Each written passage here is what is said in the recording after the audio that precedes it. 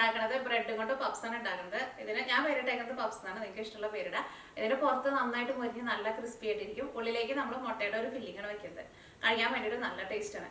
അപ്പോൾ അതേപോലെ തന്നെ കഴിഞ്ഞ ദിവസം ഞാൻ ഗോതമ്പ് ദോശയുടെ ഒരു വീഡിയോ അപ്ലോഡ് ചെയ്തിട്ടുണ്ടായിരുന്നു.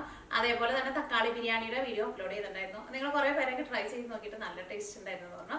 അതിന് മുമ്പായിട്ട് ഞാനൊരു ചിക്കൻ പരട്ടിൻ്റെ ഒരു വീഡിയോ അപ്ലോഡ് ചെയ്തിട്ടുണ്ടായിരുന്നു. അത് പക്ഷേ അത്രയ്ക്കധികം ആൾക്കാർ കണ്ടിട്ടില്ല. പക്ഷേ കണ്ടവര് കുറേ പേര് അത് ട്രൈ ചെയ്ത് നോക്കിയിട്ട് നല്ല ടേസ്റ്റ് ഉണ്ടായിരുന്നു എന്ന് പറഞ്ഞാൽ ഒരു ചിക്കൻ പരട്ടാണ് അത്. അതിന് ചിക്കൻ പരട്ടുന്ന ചിക്കൻ കറിയെന്ന ചിക്കൻ റോസ്റ്റ് എന്ത് വേണമെങ്കിലും വിളിക്കാം. അത് നിങ്ങൾ ട്രൈ ചെയ്ത് നോക്കാത്തവരുണ്ടെന്ന് വെച്ചിട്ടുണ്ടെങ്കിൽ അത് ട്രൈ ചെയ്ത് നോക്കാൻ വേണ്ടിയിട്ട് മാർക്കരുത്. കാരണം അതിലേക്ക് നമ്മൾ ഒരു മസാല ഒന്ന് പൊടിച്ചിട്ട് ചിക്കനിൽ ചേർത്തിട്ട് ചിക്കൻ നന്നായിട്ട് പരട്ടിയിട്ട് എടുക്കും. നല്ല ടേസ്റ്റാണ് ശരിക്കും അത് കഴിക്കാൻ വേണ്ടിയിട്ട്. നിങ്ങൾ ഒരു പ്രാവശ്യം ഉണ്ടാക്കിയിട്ടുണ്ടെങ്കിൽ പിന്നെ നിങ്ങൾ മിക്കപ്പോഴും അത് ഉണ്ടാക്കും. അത് ചപ്പാത്തിയുടെ കൂടെ, ചോറിൻ്റെ കൂടെ, എന്തിൻ്റെ കൂടെ കഴിക്കാനാണെങ്കിലും നല്ല ടേസ്റ്റാണ്. സാധാരണ നമ്മളെ ചിക്കൻ കറി വെക്കണ പോലത്തെ ഒരു ടേസ്റ്റ് ആയിരിക്കില്ല, നല്ല രസമായിരിക്കും. എനിക്ക് തോന്നുന്നു ഇപ്പോൾ മിക്കവർക്കും നോയമ്പിൻ്റെ സമയമൊക്കെ ആയതുകൊണ്ടായിരിക്കും കുറേ പേരൊന്നും കാണാണ്ടിരുന്നത്. അതേപോലെ തന്നെ ഇപ്പോൾ നാട്ടിലേക്ക് ആയിരുന്നെങ്കിലും കുട്ടികൾക്ക് എക്സാമിൻ്റെ തിരക്കാണല്ലോ. ഇവിടെ പിള്ളേർക്ക് എക്സാമിൻ്റെ സമയമായിട്ടില്ല കേട്ടോ. അപ്പോൾ അതുകൊണ്ട് തന്നെ ഇവിടെ അത്രയ്ക്ക് തിരക്കില്ല. നാട്ടിൽ എനിക്ക് തോന്നണം പിന്നെ ഭയങ്കര ചൂടും ആയി കൂടി എല്ലാവരും ഭയങ്കര തിരക്ക് തന്നെയാന്ന് തോന്നും. അപ്പോൾ നിങ്ങൾ ട്രൈ ചെയ്ത് നോക്കാത്തവരുണ്ടെന്ന് വെച്ചിട്ടുണ്ടെങ്കിൽ ആ റെസിപ്പികളൊക്കെ ട്രൈ ചെയ്ത് നോക്കാൻ വേണ്ടിയിട്ട് മറക്കരുത്. അപ്പോൾ നമുക്ക് ഒട്ടും സമയം കളയേണ്ടതിന് നമ്മുടെ ബ്രെഡും കൊണ്ടുള്ള പഫ്സ് റെഡി ആക്കിയിട്ട് ഇടുക. അപ്പോൾ നമുക്ക് ഇതിലേക്ക് ബ്രെഡ് വേണം. അപ്പോൾ ബ്രെഡ് ഞാനിപ്പോൾ എടുത്ത് വെച്ചിട്ടില്ല, കാരണം കവറിൻ്റെ ഉള്ളിൽ നമ്മൾ നേരത്തെ എടുത്ത് വെച്ചിട്ടുണ്ടെങ്കിൽ ബ്രെഡ് ഭയങ്കര ഡ്രൈ ആയിട്ട് വരും. പ്രത്യേകിച്ച് ഇവിടെ ഭയങ്കര തണുപ്പാണ്. അപ്പോൾ ബ്രെഡ് നമുക്ക് ലാസ്റ്റ് എടുക്കാം. അപ്പോൾ ഫസ്റ്റ് നമുക്ക് ഇതിലേക്കുള്ള മസാല റെഡി ആക്കിയിട്ട് എടുക്കുക. അപ്പോൾ അതിന് വേണ്ടിയിട്ട് ഞാനിവിടെ ഒരു ചെറിയൊരു സവോള നല്ല പൊടിയായിട്ട് കട്ട് ചെയ്തിട്ട് എടുത്തിട്ടുണ്ട്. പിന്നെ ഒരു കഷ്ണം, ഒരു മീഡിയം പീസ് ഇഞ്ചി ചതച്ചെടുത്തിട്ടുണ്ട്. ഇതിലേക്ക് നമ്മൾ വെളുത്തുള്ളി ചേർക്കണില്ല കേട്ടോ. പിന്നെ പച്ചമുളക് നിങ്ങളുടെ എരിവിനനുസരിച്ചിട്ട് ചേർക്കുക. പിന്നെ തക്കാളി ഒരുപാട് ചേർക്കരുത്, കാരണം നമ്മുടെ ഈ മസാല കുറച്ച് നല്ല ഡ്രൈ ആയിട്ടിരിക്കണം. അല്ലെങ്കിൽ നമ്മൾ ബ്രെഡിൻ്റെ ഉള്ളിൽ വെച്ച് കഴിയുമ്പോൾ ബ്രെഡ് കുതിരുമല്ലോ. അപ്പോൾ തക്കാളി ചെറുതായിട്ട് ഒരു പുളിരസത്തിന് വേണ്ടിയിട്ട് മാത്രം ഇത്രയ്ക്ക് തക്കാളിയാണ് എടുത്തേക്കുന്നത്. പിന്നെ കറിവേപ്പില എടുത്തിട്ടുണ്ട്. പിന്നെ നമ്മൾ മുട്ടയുടെ ഫില്ലിംഗ് ഉള്ള വയ്ക്കുന്നത്. അപ്പോൾ ഞാനിവിടെ മുട്ട എടുത്തിട്ടുണ്ട്. നിങ്ങൾ എത്ര എണ്ണം ഉണ്ടാക്കണമെന്ന് വെച്ചിട്ടുണ്ടെങ്കിൽ അതനുസരിച്ചിട്ടുള്ള മുട്ട പുഴുങ്ങിയിട്ടെടുക്കുക. പിന്നെ ഇവിടെ ഇതേപോലത്തെ ഒരു വലിയ ഉരുളൻകിഴങ്ങ് പുഴുങ്ങിയെടുത്തിട്ടുണ്ട്. ഈ ഉരുളൻകിഴങ്ങ് നമ്മൾ ഈ മസാലയുടെ കൂടെ മിക്സ് ചെയ്യില്ല. ഇത് നമ്മൾ ബ്രെഡിൻ്റെ ഉള്ളിൽ ഫില്ലിങ് വെക്കില്ലേ, അങ്ങനെ ഫില്ലിങ് വെക്കുന്ന സമയത്ത് ഈ ഉരുളൻകിഴങ്ങ് പുഴുങ്ങിയെടുത്തേക്കുന്നതാണ് അതിൻ്റെ തൊണ്ട് കളയണം, നിങ്ങൾക്ക് അറിയാലോ. എന്നിട്ട് നമ്മൾ നല്ല കനം കുറച്ചിട്ട് ഇതിങ്ങനെ റൗണ്ടിനെ കട്ട് ചെയ്തിട്ട് എടുക്കും. എന്നിട്ട് ബ്രെഡിൻ്റെ ഈ ഫില്ലിങ് വെച്ച് കഴിഞ്ഞിട്ട് അതിൻ്റെ മുകളിൽ നമ്മൾ ഈ ബ്രെഡിൻ്റെ പീസും കൂടിയിട്ട് വെച്ച് കൊടുക്കും. അപ്പോൾ അത് നന്നായിട്ട് മൊരിച്ചെടുത്ത് കഴിഞ്ഞ് കഴിയുമ്പോൾ ഇതാണ്ട് കഴിക്കുമ്പോൾ ഈ ഉരുളൻകിഴങ്ങ് കൂടിയിട്ടാണ് കടിക്കുമ്പോൾ നല്ല ടേസ്റ്റ് ആയിരിക്കും. സാധാരണ നമ്മൾ കറിയിലേക്കൊക്കെ ചേർക്കണം മസാലപ്പൊടികൾ. മഞ്ഞൾപ്പൊടിയും വേണം, മല്ലിപ്പൊടിയും വേണം, മുളക് പൊടിയും വേണം, ഗരം മസാലയും വേണം. പിന്നെ നിങ്ങൾക്ക് കുരുമുളക് വേണമെന്ന് വെച്ചിട്ടുണ്ടെങ്കിൽ കുറച്ച് കുരുമുളകിൻ്റെ പൊടിയും കൂടിയും ചേർക്കാം. അപ്പോൾ ഇത്രയ്ക്ക് സാധനങ്ങളാണ് നമുക്കിത് റെഡിയാക്കാൻ വേണ്ടിയിട്ട് വേണ്ടത്. അപ്പോൾ നമുക്കിത് വെച്ചിട്ട് നമ്മുടെ മസാല റെഡിയാക്കിയിട്ട് എടുക്കാം. അപ്പോൾ അതിന് വേണ്ടിയിട്ട് ഒരു പാൻ വെച്ചിട്ട് ചൂടാക്കാം. ഇത് സ്റ്റീലിൻ്റെ പാനാട്ടോ. എൻ്റെ അടുത്ത് ഇങ്ങനെ ഈ പാൻ എടുക്കുമ്പോൾ ചിലങ്ങനെ ചോദിക്കാറുണ്ട്. ഇത് ഇവിടെ നിന്ന് വാങ്ങിച്ചത് കേട്ടോ. ഇത് നല്ല വിലയുള്ള സ്റ്റീലാണ്. അത് കുറേ വർഷമായി ഞാൻ വാങ്ങിച്ചിട്ട്. ഇപ്പോൾ എനിക്ക് തോന്നുന്നു ഞാൻ വാങ്ങിച്ചിട്ട് ഒരു 12 വർഷമൊക്കെ ആയിട്ടുണ്ട്. അത് ഞാനത് കുറേ ഉപയോഗിച്ചു. അപ്പോൾ നമ്മുടെ പാൻ നന്നായിട്ട് ചൂടായിട്ടുണ്ട്. ഇനി ഇതിലേക്ക് ആവശ്യത്തിന് ഓയിൽ ചേർക്കുക. അത് നിങ്ങൾക്ക് ഇഷ്ടമുള്ള ടൈപ്പ് ഓയിൽ ചേർക്കുക. സാധാരണ നിങ്ങൾ കറിയിലേക്ക് എടുക്കണ ഏത് ടൈപ്പ് ഓയിലായിരുന്നാലും കുഴപ്പമില്ല. അപ്പോൾ നമ്മുടെ ഓയിൽ നന്നായിട്ട് ചൂടായിട്ടുണ്ട്. ഇനി ഇതിലേക്ക് സവോളയും ഇഞ്ചിയും പച്ചമുളകും കറിവേപ്പിലയും ചേർക്കുക.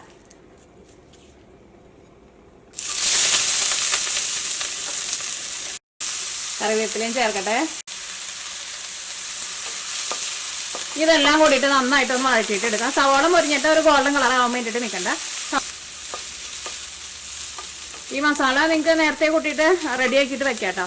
പിന്നെ നമുക്ക് ബ്രെഡിൻ്റെ ഉള്ളിലേക്ക് ഈ മസാല വെക്കുമ്പോഴായിരുന്നാലും ചൂട് നന്നായിട്ട് ആറിയിട്ട് വേണം വെക്കാൻ വേണ്ടിയിട്ട് പ്രത്യേകം ശ്രദ്ധിക്കുക. അല്ലെങ്കിൽ ചൂടോട് കൂടിയിട്ട് ബ്രെഡിൻ്റെ ഉള്ളിൽ വെച്ചിട്ടുണ്ടെന്ന് വെച്ചിട്ടുണ്ടെങ്കിൽ ബ്രെഡ് കുതിർന്നു പോകുമല്ലോ.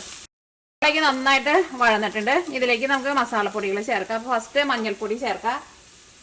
മഞ്ഞൾപ്പൊടി ഞാൻ ഇതിലേക്ക് ഒരു 1/4 ടേബിൾ സ്പൂണാണ് ചേർക്കുന്നത്. ഇനി മഞ്ഞൾപ്പൊടി ഇതിനകത്ത് കിടന്നിട്ട് നന്നായിട്ട് മുരിയട്ടെ. ആ മഞ്ഞളുടെ ആ പച്ച ഒരു കുത്തുണ്ടല്ലോ അത് പോകണം. മഞ്ഞൾപ്പൊടി കൊണ്ട് മുരിഞ്ഞതിൻ്റെ നല്ലൊരു മണമൊക്കെ വരുന്നുണ്ട്. ഇനി ഇതിലേക്ക് നമുക്ക് മല്ലിപ്പൊടി ചേർക്കാം. മല്ലിപ്പൊടി നമുക്ക് ഇതിലേക്ക് കുറച്ച് കൂടുതൽ ചേർക്കാം. ഇതേപോലെ ഇങ്ങനെ മുട്ട വെച്ചിട്ടുള്ള മസാല ഉണ്ടാക്കുമ്പോൾ മല്ലിപ്പൊടി നല്ലതാണ് ടേസ്റ്റിന്. അപ്പോൾ ഞാൻ ഇതിലേക്ക് 1 ടേബിൾ സ്പൂൺ മല്ലിപ്പൊടിയാണ് ചേർക്കുന്നത്. മല്ലിപ്പൊടിയും ഇതിനകത്ത് കിടന്നിട്ട് നന്നായിട്ട് മുരിയണം.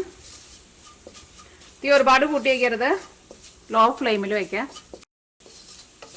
അതാണ് മല്ലിപ്പൊടിയും ഇതിനകത്ത് കിടന്നിട്ട് നന്നായിട്ട് മുരിഞ്ഞിട്ടുണ്ട്. ഇനി ഇതിലേക്ക് മുളക് പൊടി ചേർക്കാം. ഈ മുളക് പൊടി ഞാൻ നാട്ടിൽ നിന്ന് വരുമ്പോൾ പൊടിച്ചു കൊണ്ടുവന്നത് കേട്ടോ. അപ്പോൾ മുളക് പൊടി ഞാൻ ഇതിലേക്ക് ഇത്രയ്ക്കാണ് ചേർക്കുന്നത്. ഒരു 1/4 ടേബിൾ സ്പൂണിനേക്കാളും കുറച്ച് കൂടുതൽ. അത് നിങ്ങളുടെ എരിവിനനുസരിച്ചിട്ട് നിങ്ങൾ ചേർത്ത് കൊടുക്കുക. കാരണം നല്ല എരിവാണെന്ന് വെച്ചിട്ടുണ്ടെങ്കിൽ നിങ്ങൾ അതനുസരിച്ചിട്ട് കൂടുതൽ ചേർത്തോ. മുളക് പൊടി പെട്ടെന്ന് അങ്ങോട്ട് കരിഞ്ഞു പോട്ടെ. അപ്പോൾ അതുകൊണ്ടാണ് നമ്മൾ ലാസ്റ്റ് ചേർക്കുന്നത്. മഞ്ഞൾപ്പൊടി മുരിഞ്ഞ് കിട്ടാൻ വേണ്ടിയിട്ട് കുറേ സമയം എടുക്കുക. അപ്പോൾ അതുകൊണ്ട് ഫസ്റ്റ് ചേർക്കാം. കാരണം മസാലപ്പൊടികളെല്ലാം നന്നായിട്ട് മുരിഞ്ഞിട്ടുണ്ട്. ഇനി ഇതിലേക്ക് നമുക്ക് ഗരം മസാല ചേർക്കണം. അതിന് മുമ്പായിട്ട് ഞാനിവിടെ ഒരു ചെറിയ പീസ് തക്കാളി ഉണ്ടല്ലോ, ആ തക്കാളി നല്ല പൊടിയായിട്ട് കട്ട് ചെയ്ത് വെച്ചിട്ടുണ്ട്. ഈ തക്കാളിക്ക് അത്രയ്ക്കാണ്ട് കളറില്ല കേട്ടോ. ഈ തക്കാളി കൊണ്ട് പഴുക്കണുള്ളൂ.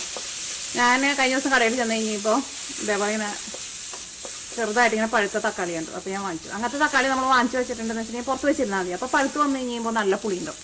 അല്ലെങ്കിൽ സാധാരണ ഇവിടെ കിട്ടുന്ന തക്കാളിക്ക് അങ്ങനെ അധികം പുളി ഉണ്ടാവില്ല. ഇത് തക്കാളി നല്ല പഴുത്ത തക്കാളിയുടെ കളർ കണ്ടിട്ടുണ്ടെങ്കിൽ നമ്മൾ പേടിക്കും. അതേപോലെ ഭയങ്കര ചുമന്ന കളറായിരിക്കും. എനിക്ക് അങ്ങനത്തെ അത്രയ്ക്ക് അങ്ങോട്ട് കളറുള്ള തക്കാളി ഇഷ്ടമില്ല. ഞാൻ ഇതേപോലെ ഇങ്ങനെ പച്ച കളർ തക്കാളി കാണുമ്പോൾ ഞാൻ കൂടുതൽ വാങ്ങിച്ചു വയ്ക്കും.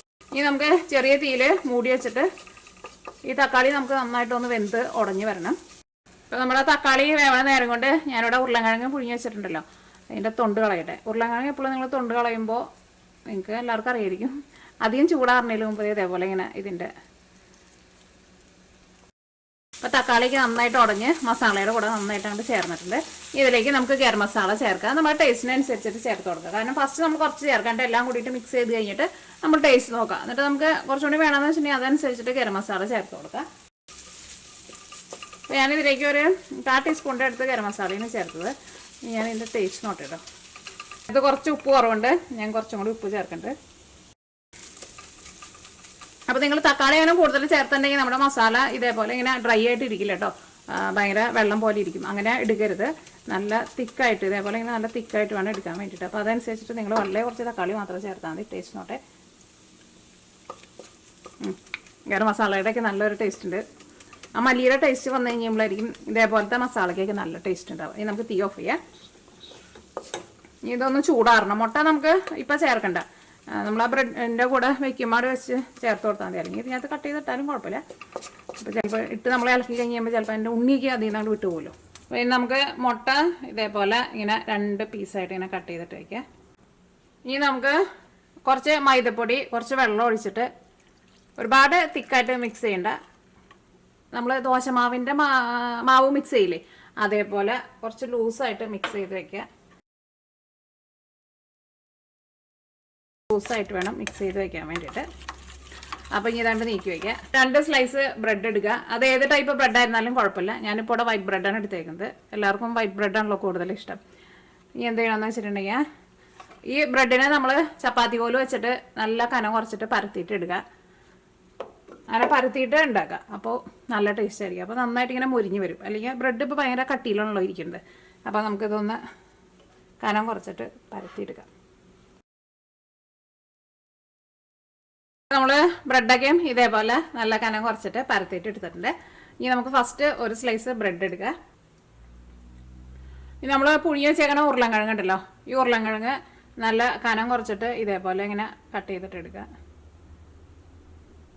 ഞാനിവിടെ ഈ മുകളിലെ പീസ് കൊണ്ട് മാറ്റുന്നുണ്ട് കേട്ടോ. അപ്പോൾ നമുക്ക് അത്രയ്ക്ക് നല്ല പീസായിട്ട് കട്ട് ചെയ്തിട്ട് എടുക്കാം. ഇതേപോലെ ഇങ്ങനെ കട്ട് ചെയ്തിട്ട് എടുക്കുക. ഇത് നമ്മൾ ബ്രെഡിൻ്റെ ഉള്ളിൽ വയ്ക്കാം. അവിടെ ചെറുതായിട്ടൊരു കളർ മാറിയിട്ടുണ്ട്, കുഴപ്പമില്ല. ഇതിൻ്റെ മുകളിലേക്ക് നമ്മുടെ ഫില്ലിംഗ് ഉണ്ടല്ലോ, നമ്മൾ റെഡിയാക്കി ഇട്ട് വെച്ചാണ് നമ്മുടെ മസാല. അപ്പോൾ നമ്മുടെ മസാല ചേർക്കാം. ഇനി ഒരു പീസ് മുട്ട ഇതിൻ്റെ മുകളിൽ ഇങ്ങനെ കമത്തി വയ്ക്കുക. ഇനി അടുത്ത സ്ലൈസ് ബ്രെഡ് ഇതിൻ്റെ മുകളിൽ വയ്ക്കുക, കത്തി കൊടുക്കുക. എന്തിൻ്റെങ്കിലും ഒരു അടപ്പ്, ഇത് ഒരുപാടാണ്ട് കട്ടായി പോവാത്ത തരത്തിലുള്ള കുറച്ച് വലിയ അടപ്പ് എടുക്കണം കേട്ടോ. അത് വെച്ചിട്ട് നമ്മളിങ്ങനെ അമർത്തി കൊടുക്കുക. ഇതാകുമ്പോൾ കുറച്ച് നല്ല വലുതാണ്. അപ്പോൾ അതുകൊണ്ട് തന്നെ ഒരുപാട് അങ്ങോട്ട് ബ്രെഡിൻ്റെ പീസ് അങ്ങോട്ട് പോവില്ല. അത് വെച്ചിട്ട് നന്നായിട്ടൊന്ന് നന്നായിട്ട് അമർത്തി കൊടുക്കുക. എന്നിട്ട് ഈ ബാക്കി വന്നത് കണ്ട് കട്ട് ചെയ്ത് മാറ്റാം. അപ്പോൾ കട്ട് ചെയ്ത് മാറ്റുമ്പോൾ ഇതിൻ്റെ സൈഡിലൊക്കെ ഇങ്ങനെ കുറേശ്ശേ നിൽക്കുന്നുണ്ടാവും. അത് ഫുള്ളായിട്ടാണ്ട് കട്ട് ചെയ്ത് എടുക്കേണ്ട ആവശ്യമില്ല, അവിടെ ഇരുന്നോട്ടെ. അല്ലെങ്കിൽ ചിലപ്പോൾ ഇതിൻ്റെ ഈ ജോയിൻ്റ് ഉണ്ടല്ലോ, ജോയിൻ്റ് പെട്ടെന്ന് വിട്ടു വരും. നമുക്ക് ഇതിലേക്ക് ബ്രെഡ് ക്രംസ് ആവശ്യമുണ്ട്. അപ്പോൾ ഒന്നല്ലെങ്കിൽ നമ്മൾ ഈ കട്ട് ചെയ്ത് മാറ്റി വയ്ക്കുന്ന ഈ ബ്രെഡിൻ്റെ ഈ പീസ് ഉണ്ടല്ലോ, ഇത് മിക്സിയിലിട്ടിട്ട് ഒന്ന് കറക്കിയിട്ട് ബ്രെഡ് ക്രംസ് ആയിട്ട് എടുക്കുക. അല്ലെങ്കിൽ നമ്മൾ സാധാരണ കടയിൽ നിന്ന് റെഡിമെയ്ഡായിട്ട് വേണം ബ്രെഡ് ക്രംസ് ആയിരുന്നാലും കുഴപ്പമില്ല.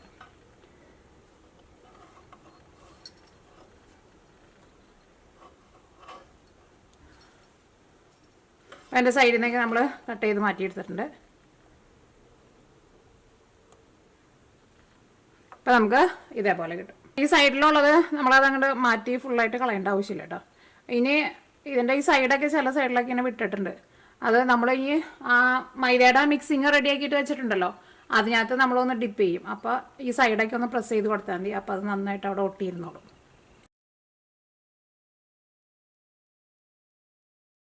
അപ്പം ഞാനിവിടെ ഇതേപോലത്തെ 4 കേട്ടോ ഉണ്ടാക്കിയത്. ഇനി എന്തെങ്കിലുമെന്ന് വെച്ചിട്ടുണ്ടെങ്കിൽ നമ്മൾ മൈദ ഇവിടെ മിക്സ് ചെയ്ത് വെച്ചിട്ടില്ലേ, ഈ മൈദ ഇതിൻ്റെ മുകളിൽ നിന്ന് ഇതേപോലെ ഒന്ന് ആക്കി കൊടുക്കുക. ജസ്റ്റ് ഇങ്ങനെ ഒഴിച്ചിട്ട് ഒന്ന് കൈ കൊണ്ട് തൂത്ത് കൊടുത്താലും മതി. അങ്ങനെ ഒരുപാട് തിക്കായിട്ട് നിങ്ങൾ എടുക്കരുത്, ഭയങ്കര കട്ടിയിൽ തന്നെ ഇരിക്കും. 2 സൈഡിലും ഇതേപോലെ ഒന്ന് തൂത്ത് കൊടുക്കുക. കൈ കൊണ്ട് തൂക്കുന്നതാണ് എളുപ്പം. ഈ ജോയിൻ്റ് അങ്ങനെ വിട്ടിട്ടുണ്ടെന്ന് വെച്ചിട്ടുണ്ടെങ്കിൽ ഈ മൈദ വെച്ചിട്ട് ഒന്ന് ഒട്ടിച്ചു കൊടുക്കുക.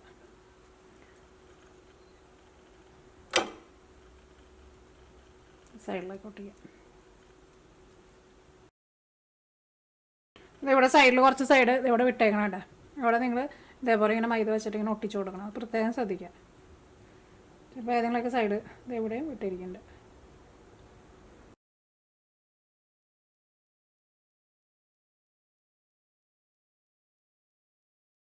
അപ്പോൾ നമ്മുടെ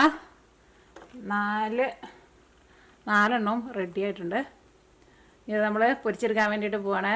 ഇപ്പോൾ നമ്മുടെ വറുത്തെടുക്കാനുള്ള ഓയിൽ നന്നായിട്ട് ചൂടായിട്ടുണ്ട്. ഈ 2 സൈഡും തിരിച്ച് മറിച്ചിട്ടിട്ട് ഇത് നമുക്ക് മുരിച്ചിട്ട് എടുക്കാം. 2 സൈഡും തിരിച്ച് മറിച്ചിട്ടിട്ട് നല്ല ഗോൾഡൻ കളറാക്കിയിട്ട് എടുക്കുക. അപ്പോൾ നിങ്ങൾ നോക്കാം, ഇതിനകത്ത് ഓയിൽ കുറയുന്നുണ്ടോ എന്ന് നോക്കിക്കോട്ടോ. ഓയിൽ അങ്ങനെ കുടിക്കില്ല. അത് ചില പറയാറുണ്ട് ബ്രെഡ് നമ്മൾ വറുത്തിട്ട് എടുക്കുമ്പോൾ ഓയിൽ കുടിക്കുന്നു. ചെറുതായിട്ട് ഓയിലൊക്കെ കുടിക്കും. പക്ഷേ തീ അങ്ങനെ നന്നായിട്ട് കുറച്ചിട്ടുണ്ടെന്ന് വെച്ചിട്ടുണ്ടെങ്കിൽ ബ്രെഡ് കണ്ടമാനം ഓയിൽ വലിച്ചെടുക്കും. തീ നന്നായിട്ട് കൂട്ടി വെച്ചിട്ടുണ്ടെന്ന് വെച്ചിട്ടുണ്ടെങ്കിൽ ചൂടിൻ്റെ ശക്തി കൊണ്ട് ബ്രെഡിൻ്റെ ഉള്ളിലേക്ക് ഓയിൽ ഇരിക്കില്ല. പിന്നെ ഇതേപോലെ നമ്മൾ വറുത്തിട്ട് എടുക്കുമ്പോൾ വലിയ പാനൊക്കെ ആണെങ്കിൽ കുഴപ്പമില്ല, വലിയ ബർണറിൽ വെക്കാമെന്ന് വെച്ചിട്ടുണ്ടെങ്കിൽ. കാരണം അത്യാവശ്യം നല്ല ചൂടുമാണ്. നമ്മൾ 5-6 കൂടിയിട്ട് ഒരുമിച്ച് അങ്ങോട്ട് ഇട്ടിട്ടുണ്ടെന്ന് വെച്ചിട്ടുണ്ടെങ്കിൽ നമ്മുടെ ഈ ബ്രെഡിന് ആവശ്യത്തിനുള്ള ചൂട് കിട്ടില്ല. അപ്പോഴും ചിലപ്പോൾ ഇതിൻ്റെ ഉള്ളിലേക്ക് ഓയിൽ കുടിക്കും. അപ്പോൾ 2 സൈഡ് നന്നായിട്ട് മുരിഞ്ഞിട്ടുണ്ട്. ഇത് നമുക്ക് ഓയിലിൽ നിന്ന് ഇതേപോലെ ചരിച്ച് പിടിച്ചിട്ട് ഓയിലുണ്ടെന്ന് വെച്ചിട്ടുണ്ടെങ്കിൽ ഓയിൽ നന്നായിട്ട് കളയാൻ വേണം. ഇപ്പോൾ നിങ്ങൾ നോക്കിക്കോട്ടെ, നമ്മൾ ആ പാനിൽ ഉണ്ടായിരുന്ന ഓയിൽ ഒട്ടും കുറഞ്ഞിട്ടുണ്ടാവില്ല. അപ്പോൾ ഇതേപോലെ നല്ല മൊരിഞ്ഞ് വന്നിട്ടുണ്ട്. ഇനി ബാക്കിയുള്ളതും ഇതേപോലെ തന്നെ നമുക്ക് വറുത്തെടുക്കാം. നിങ്ങളെല്ലാവരും ട്രൈ ചെയ്ത് നോക്കാം. ഇതേപോലെ ബ്രെഡ് ഇങ്ങനെ നന്നായിട്ട് കനം കുറച്ച് പരത്തിയിട്ട് ഇതേപോലെ നിങ്ങൾ ചെയ്യുക. അപ്പോൾ കഴിക്കാൻ വേണ്ടിയിട്ട് നല്ല ടേസ്റ്റ് ആയിരിക്കും. ബ്രെഡൊക്കെ ആയിരുന്നാലും ഒരുപാട് കനം ഉണ്ടാവില്ലല്ലോ, നല്ല ഫ്ലാറ്റായിട്ട് ഇരിക്കും. അപ്പോൾ തന്നെ നന്നായിട്ട് മുരിഞ്ഞിട്ടുണ്ടാവും. അപ്പോൾ നിങ്ങളെല്ലാവരും ട്രൈ ചെയ്ത് നോക്കുക. ചൂടാറിനതിന് മുമ്പ് കഴിക്കാൻ വേണ്ടിയിട്ട് നോക്കുക. ട്രൈ ചെയ്ത് നോക്കിയിട്ട് ഫീഡ്ബാക്ക് പറയാൻ വേണ്ടിയിട്ട് മറക്കരുത്. അപ്പോൾ ഇനി നമുക്ക് നാളെ വേറൊരു പുതിയ റെസിപ്പി ആയിട്ട് വരാം. എടുത്തിട്ട് നമുക്കൊന്ന് കട്ട് ചെയ്ത് നോക്കാം. ഇപ്പോൾ നന്നായിട്ട് ചൂടാറിയിട്ടുണ്ട് കേട്ടോ. ചൂടാറിയാലും നല്ല ക്രിസ്പി ആയിട്ടാണ് ഇരിക്കുന്നത്. പക്ഷേ എന്ത് സാധനം ചെറിയ ചൂടോട് കൂടിയിട്ട് കഴിക്കുമ്പോഴായിരിക്കുമല്ലോ ടേസ്റ്റ് ഉണ്ടാവുക. അപ്പോൾ നിങ്ങൾ കഴിക്കുമ്പോൾ ചെറിയ ചൂടോട് കൂടിയിട്ട് കഴിക്കാൻ വേണ്ടിയിട്ട് നോക്കാം.